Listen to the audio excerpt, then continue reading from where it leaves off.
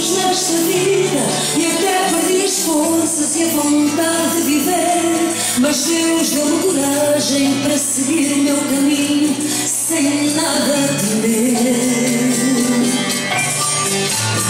Quantas vezes eu rezei chorando, meu Deus não me abandonas e ensina-me a sonhar. Agora quando canto tenho uma luz que me guia para me acompanhar.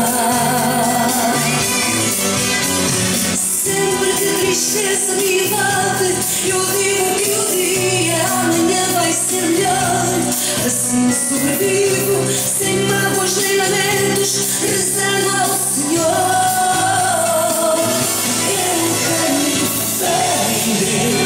Por mais que a minha vida não queira sorrir, eu acredito nesta luz que tenho em mim, que me ilumina e me faz vencer.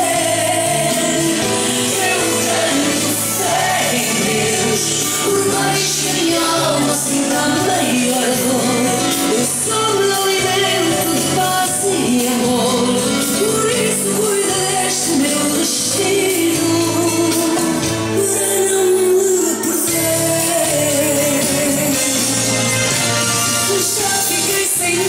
Neste mundo de tanto sofrimento, o meu coração gelou, mas Deus apareceu mais uma vez para dizer: vais ficar melhor.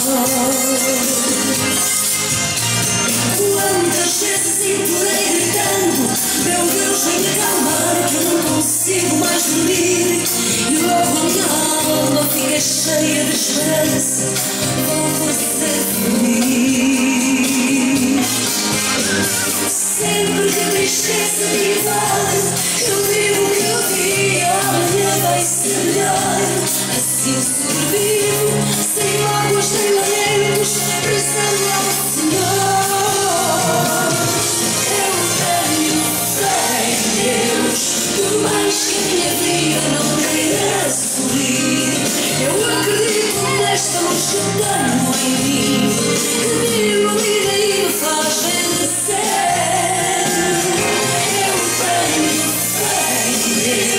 Por mais que a minha alma sinta a maior dor, eu só me alimento de paz e amor, por isso cuida deste meu destino.